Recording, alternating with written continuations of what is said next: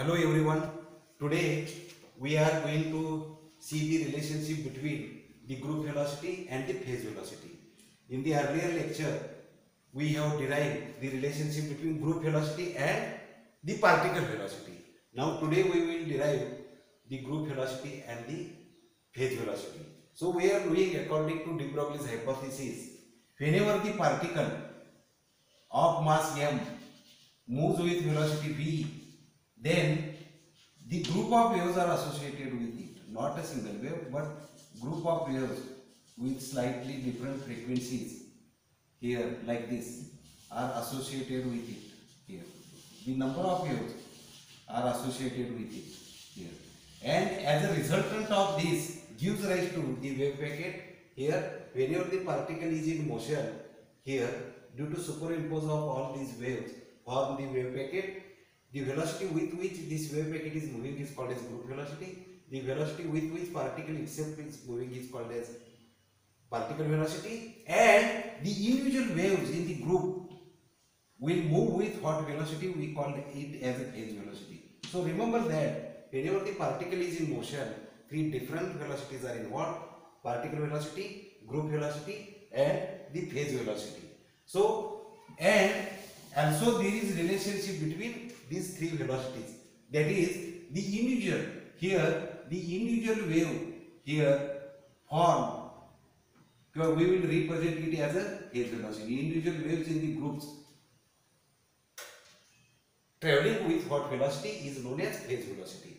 Now this phase velocity, if suppose here mu is the frequency of the de Broglie's wave, here lambda is equal to wavelength of the de Broglie's wave, and the Vp is nothing but velocity of the de Broglie's wave, single wave. These are the parameters of the single wave.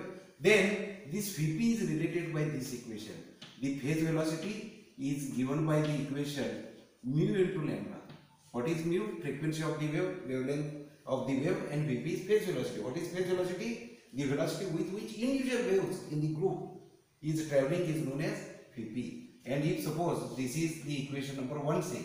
Now we know that according to quantum theory, so according to quantum theory, according to Planck's quantum theory, according to Planck's theory, Planck's, which is announced in 1905, Planck's quantum theory, we know that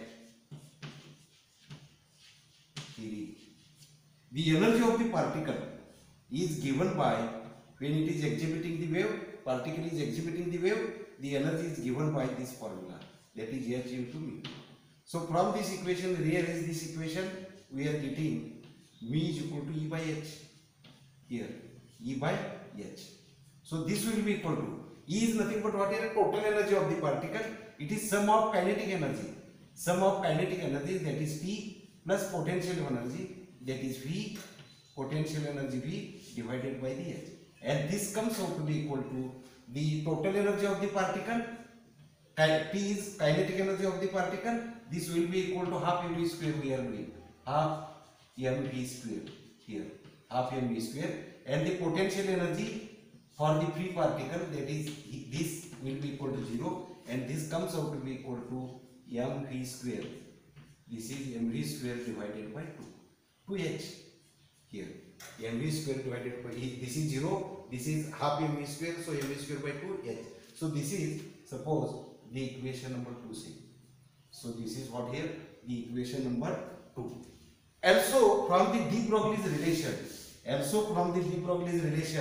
the wavelength of the de Broglie's wave is given by the ratio of Planck's constant to the momentum of the particle, that is mv. So this is what here, the de Broglie's relation, it is also called as. According to Planck's relation, we are getting this. According to de Broglie's relation, we are getting this. This is called as the de Broglie's relation.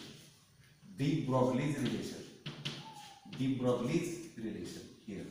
The wavelength of matter wave or the de Broglie's wave is given by this equation. Here lambda is equal to h mu. So this will be equal to h divided by, we can write here, the m Vg. This is because we have seen last time The group velocity is equal to what here? The particle velocity, that is v. So instead of v we can write m into vg. Here is also we can write, instead of v we can write here the vg also. So this will be equal to m vg square. So m vg square divided by 2h. So this is equation 2. See. So by knowing this, by knowing mu and by knowing lambda, put the values from this equation. This is equation 3, say. This is equation 3. So from equations 2 and 3, this equation 1 becomes, means we have to put the values of mu and lambda. Mu from equation 2, lambda from equation 3. In the equation 1, we are getting Vp is equal to. So what we are getting? Using equations 2 and 3 in equation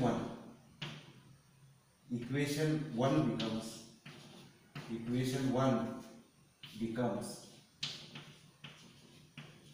here the Vp is equal to, so this Vp will be equal to mu, we will put the value as m Vg square. This is Vg square divided by 2h into, put the value of lambda from here, h divided by m Vg. So this will be equal to Vg, one get cancels with this Vg, h get cancels, m also get cancels, and what remains is here the Vg divided by 2. So this equation gives the relationship between the phase velocity and the group velocity. From this equation it is seen that the phase velocity is equal to the half the group velocity. So Vp is equal to Vg divided by 2. So this is the relation. So what we have seen is that whenever the particle is in motion, three different velocities are involved: particle velocity, phase velocity and the group velocity. Also we have seen the relationship between these three velocities. This is Vp is equal to, last time also we have seen this Vg is equal to Vp. This is another relation.